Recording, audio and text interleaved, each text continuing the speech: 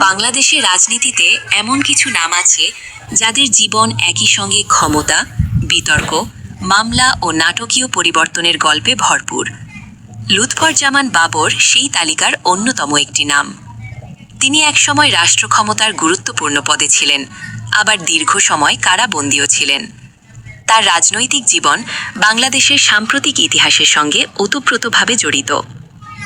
লুৎফরজামান বাবর ১৯৫৫ সালে ব্রাহ্মণবাড়িয়া জেলায় জন্মগ্রহণ করেন। তিনি একটি সাধারণ পরিবারে বেড়ে ওঠেন। শৈশব থেকেই নেতৃত্বগুণ ও সংগঠক হিসেবে পরিচিত ছিলেন। স্থানীয় স্কুল ও কলেজে পড়াশোনা সম্পন্ন করেন। ছাত্র জীবনেই তিনি রাজনীতির প্রতি আগ্রহী হয়ে ওঠেন। বাংলাদেশে ছাত্র রাজনীতি দীর্ঘদিন ধরেই জাতীয় রাজনীতির ভিত্তি হিসেবে কাজ করেছে। বাবরও সেই ধারার রাজনীতিক। তিনি ধীরে ধীরে জাতীয়তাবাদী আদর্শে অনুপ্রাণিত হয়ে সক্রিয় রাজনীতিতে যুক্ত হন এবং পরে বাংলাদেশ জাতীয়তাবাদী দল বিএনপির রাজনীতিতে গুরুত্বপূর্ণ ভূমিকা রাখতে শুরু করেন। দলীয় সাংগঠনিক কর্মকাণ্ডে সক্রিয় থাকার কারণে তিনি কেন্দ্রীয় নেতৃত্বের নজরে আসেন। তার সাংগঠনিক দক্ষতা ও কঠোর অবস্থানের কারণে তিনি দ্রুত পরিচিতি পান। ২০০১ সালের জাতীয় সংসদ নির্বাচনে বিএনপি নেতৃত্বাধীন জোট সরকার ক্ষমতায় আসে। সেই নির্বাচনে লুৎফরজামান বাবর সংসদ সদস্য নির্বাচিত হন। এরপর তাকে স্বরাষ্ট্র মন্ত্রণালয়ের রাষ্ট্র প্রতিমন্ত্রী হিসেবে দায়িত্ব দেওয়া হয়। এই সময়কালটি বাংলাদেশের জন্য রাজনৈতিকভাবে অত্যন্ত গুরুত্বপূর্ণ ও উত্তপ্ত ছিল। আইন শৃঙ্খলা রক্ষা, সন্ত্রাস দমন, বিরোধী রাজনৈতিক কর্মসূচি মোকাবিলা এসব বিষয়ে তার ভূমিকা আলোচিত ও সমালোচিত হয়।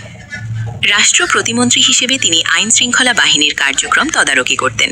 তার সময়কালে দেশে জঙ্গিবাদ ও রাজনৈতিক সহিংসতা নিয়ে ব্যাপক আলোচনা হয়। ২০০৪ সালের ২১ আগস্ট ঢাকায় আওয়ামী লীগের সমাবেশে ভয়াবহ গ্রেনেড হামলা হয়। এই ঘটনায় বহু মানুষ নিহত ও আহত হন। পরবর্তীতে এই মামলায় লুৎফরজামান বাবরের নাম আসে এবং তাকে অভিযুক্ত করা হয়। এই মামলাটি বাংলাদেশের ইতিহাসে অন্যতম আলোচিত রাজনৈতিক মামলা হিসেবে পরিচিত। দীর্ঘ বিচারিক প্রক্রিয়ার পর বিভিন্ন সময় রায় ঘোষণা হয়। বাবর এই মামলায় দণ্ডপ্রাপ্ত হন এবং দীর্ঘ সময় কারাভোগ করেন। ২০০৪ সালে চট্টগ্রামে ১০ ট্রাক অস্ত্র উদ্ধার করা হয়, যা বাংলাদেশে বড় ধরনের নিরাপত্তা আলোচনার জন্ম দেয়। এই মামলাতেও বাবরের নাম জড়ায়।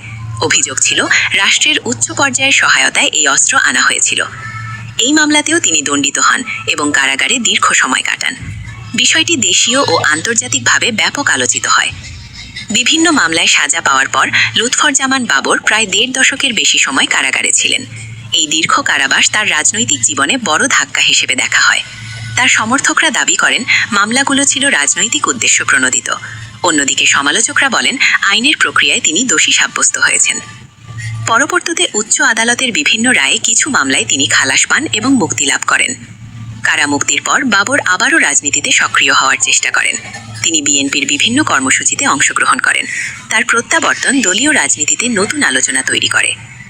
অনেক বিশ্লেষক মনে করেন তার রাজনৈতিক ভবিষ্যৎ অনেকটাই নির্ভর করছে দেশের সামগ্রিক রাজনৈতিক পরিস্থিতির ওপর। লুৎফরজামান বাবরের নাম উচ্চারিত হলে কয়েকটি বিষয় সামনে আসে: আইন শৃঙ্খলা পরিস্থিতি, রাজনৈতিক সহিংসতা, আলোচিত মামলাগুলো, দীর্ঘ কারাজীবন। তার সমর্থকরা তাকে কঠোর প্রশাসক হিসেবে দেখেন। সমালোচকরা তাকে বিতর্কিত রাজনীতিক হিসেবে আখ্যা দেন। বাংলাদেশের দুই প্রধান রাজনৈতিক শক্তির দ্বন্দ্বের প্রেক্ষাপটে বাবরের রাজনৈতিক জীবন গড়ে উঠেছে। ২০০১-২০০৬ সময়কালকে অনেকে রাজনৈতিক সহিংসতার দিক থেকে সংবেদনশীল সময় হিসেবে দেখেন। তার জীবন দেখায় বাংলাদেশের রাজনীতিতে ক্ষমতা ও বিরোধিতার লড়াই কতটা তীব্র হতে পারে। লুৎফরজামান বাবরের জীবন একদিকে ক্ষমতার শীর্ষে আরোহণ, অন্যদিকে দীর্ঘ কারাজীবন ও বিতর্কের গল্প। তিনি ছিলেন সরকারের গুরুত্বপূর্ণ মন্ত্রী, আবার ছিলেন বহু আলোচিত মামলার আসামি।